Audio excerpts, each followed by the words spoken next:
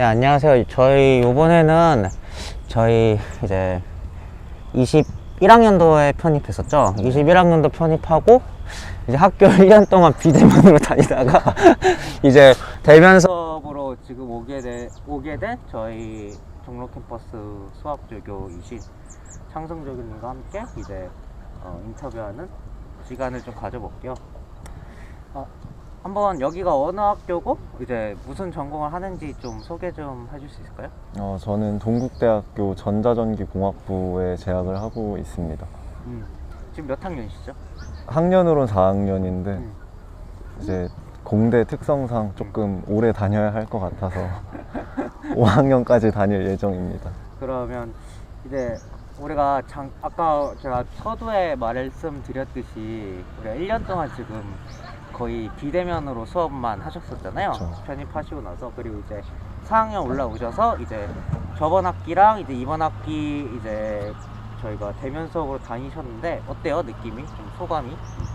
아직 학교에 적응을 다 못한 것 같기도 하고, 그리고 좀 비대면 할 때 그 편했던 게 확 사라지니까 공부를 더 열심히 해야겠다라는 생각도 많이 들고, 아무래도 통학하는 분들의 그 피곤함을 다시 한번 느낄 수 있는.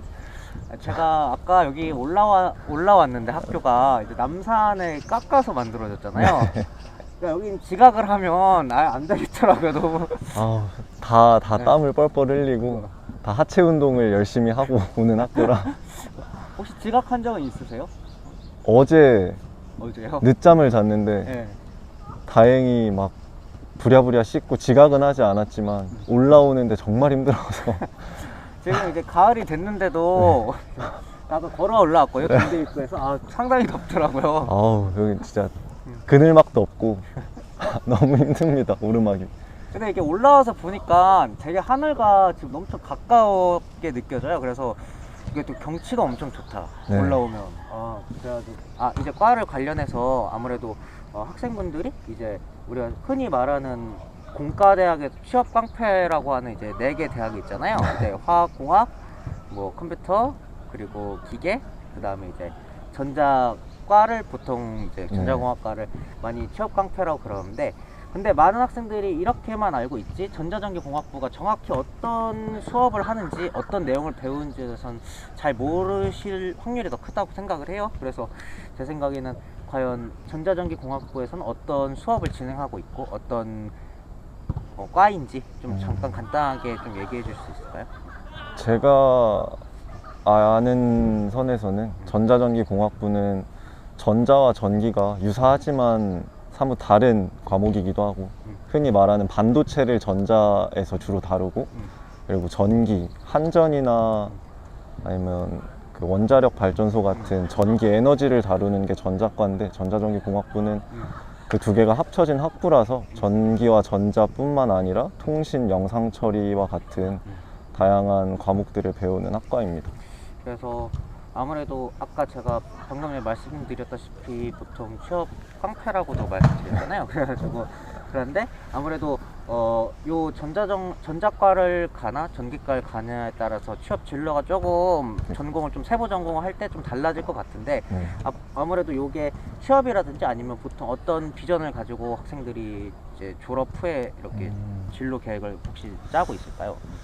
트랙에 따라서 다르긴 한데, 대체로 전자과를 가는 분들은, 그러니까 전자 트랙을 선택하시는 분들은 그 삼성전자나 SK 하이닉스 같은 반도체 계열의 회사를 목표로 공부를 하시는 분들이 많고, 전기도 마찬가지로 사기업을 가긴 하지만 대체로 잘 알려져 있는 한전, 수자원공사, 그 5대 발전소 같은 전기 에너지를 주로 다루는 공기업을 목표로 공부하시는 분도 많이 계시고, 또 나아가서 뭐 2차 전지 이런 거 같은 에너지, 전기 에너지의 중요성을 따지는 그런 걸 전공으로 더 하시는 분들은 화학과 연계를 해서 포스코나 이런 쪽에 그 배터리, 건전지 이런 거를 또 개발하는 업종으로 많이 가고는 합니다. 그렇다면 이제 상성조교님께서는 이제 이런 진로 방향성이 있다고 하셨잖아요. 근데 앞으로 어떤 일을 좀 하거나 아니면 어떻게 좀 쪽 어떤 쪽으로 좀 취업을 좀 해보고 싶으세요? 저는 지금 계속 바뀌는 중이긴 한데 최근에 든 생각은 그 최근에 에너지 문제랑 석유 화학 문제 이런 것 때문에 공기 오염이나 이런 문제를 좀 해결하기 위한 2차 전지에 대해서 좀 공부를 더 해보고 싶다는 생각이 들고 있어서 대학원이나 이런 것도 좀 네, 지금 대학원을 가는 게 어떨까 하는 생각을 갖고 있습니다.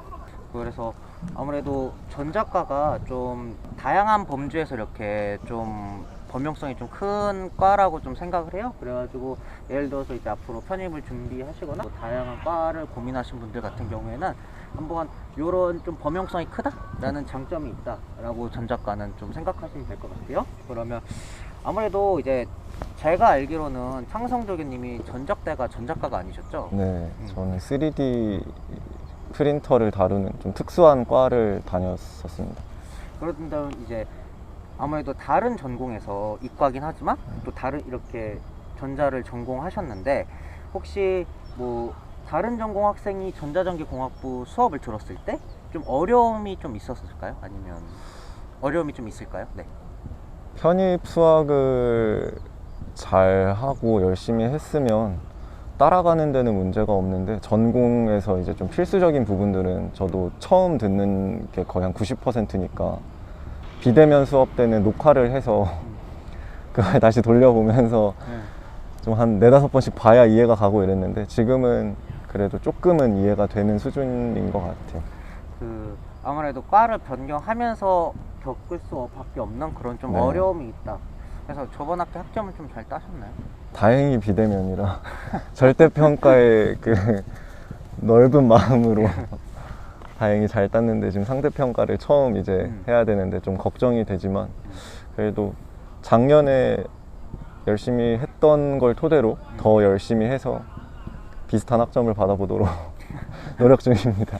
그래서 많은 학생들이 이런 부분에 있어서 예를 들어서 과를 옮기면 막 되게 엄청 어렵거나 막 힘들거나 아예 내가 못하지 않을까라는 좀 뭐 걱정이 있으실 수도 있잖아요. 그렇다면 이제 만약에 인문계 학생이 편입 수학을 공부해서 이렇게 넘어왔다고 치면 전자과 쪽으로 그럼 아예 따라가는 데 있어서 막 아예 못 따라할 정도 엄청 어려울 것 같으신가요? 아니면 너무 조급하게 2년 안에 졸업해야겠다라는 마음이 있으시면 좀 힘드실 수도 있는데 좀 여유롭게 저처럼 3년을 다녀야겠다 그렇게 마음을 놓고 세부 전공들을 다 좀 잘 이해하면서 졸업을 해야겠다라는 생각을 하신다면 교수님께 질문을 많이 하면서 하면 충분히 할 수 있지 않을까 하는 생각도 있습니다.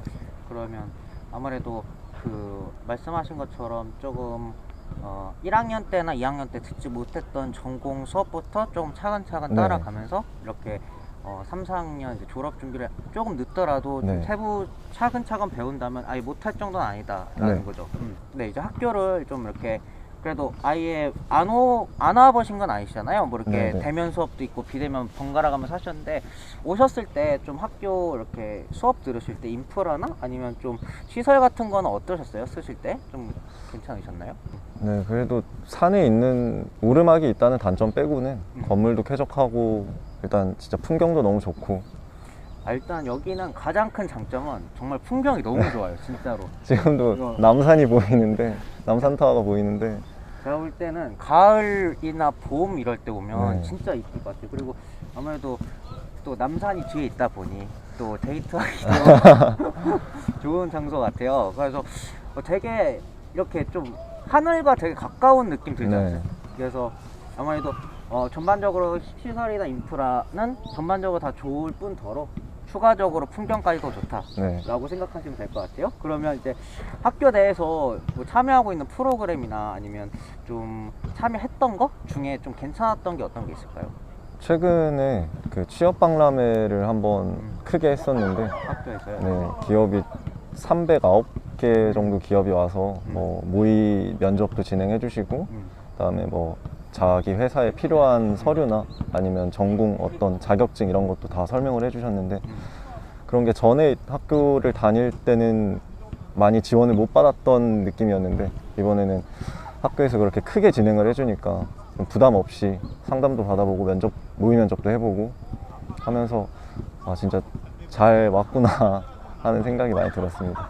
아무래도 이렇게 학교 다니시면서 좀 뭐 많이는 안 다녔지만 학교 다니면서 여기서 꼭 좀 해봤으면 하는 게 있을까요? 예를 들어서 전에 찍었던 바다주교님 같은 경우에 동아리 활동을 되게 많이 하라 그랬거든요. 그런데 뭐 상성정님께서는 좀 어떻게 다른 생각이 있으신가요? 아니면 본인이 저는 부득이하게 동아리를 많이 하지는 못하고 있는데 대신 그 상담 같은 거나 결국 공대 특성상 컴퓨터 프로그램을 많이 사용해야 되는데 학교 계정이 있으면 그 프로그램이 막 몇십만 원, 몇백만 원 하는 프로그램도 그냥 집에서 노트북 깔아서 할 수 있고, 그리고 뭐 심리 상담, 취업 상담 같은 그런 상담들도 학교에서 되게 전문가분들이 무료로 해주시니까 그런 것도 잘 쓰면 좋지 않을까 싶습니다. 어떤 프로그램이죠? 대략적으로? 매트랩이나 그런 약간 계산을 해야 되는 프로그램들을 다루는데요. 아무래도 완전 공대긴 하지만 뭐 CAD나 이런 걸 쓰진 않지만 그래도 계산에 필요한 그런, 그리고 컴퓨터 언어 같은 그런 프로그램들을 깔 때 아무래도 학교에 계정이 있으면 쉽게 깔 수 있으니까 좋은 것 같습니다. 이런 부분을 또 지원을 많이 받을 수 있으니 네. 또 아까 또 추가적으로 또 말씀하셨던 것 중에는 또 우리 취업 상담 같이 또 이제 내가 진로를 고민하거나 아니면 좀 네. 심리적으로 조금 뭐 상담이 필요할 경우에는 또 학교 내 전문가들도 있으시잖아요. 네. 해가지고 그런 또 장점도 있으니 여러분들도 아무래도 좀 이런 면을 좀 해서 편입하시면 좀 좋으실 것 같고요. 전자전기공학부가 대략적으로 어느 과고 앞으로 진로가 어떻게 되는지에 대해서 조금 이렇게 말씀 좀 나눠보는 시간을 가졌었어요. 그래가지고 여러분들도 이거 참고하셔가지고 나중에 앞으로 대학교 이제 원서를 쓸 때나 아니면 뭐 자기소개서 쓸 때 좀 참고하셔가지고 내가 이쪽이 맞을지에 대해서 좀 고민해보시고 하셨으면 좋겠습니다. 네, 감사합니다. 네, 제가 처음에는 저 남산이 진짜 좋았거든요. 와, 학교를 가는데 남산에 걸쳐있고 남산타워가 계속 보여 이랬는데 요즘엔 어딜 놀러 가도 남산이 보이면 학교에서. 그만 보고 있는 거. 근데 약간 이렇게 좀 힘들거나 그럴 때 이렇게 멍 때리긴 되게 좋을 것 같아요. 네, 저 딱 그 중앙도서관 옥상에 테라스가 있는데 공부를 하다가 저녁쯤에 딱 이렇게 캔 음료 하나 들고 가면 누워있을 때도 되게 좋은 네, 것 같아요.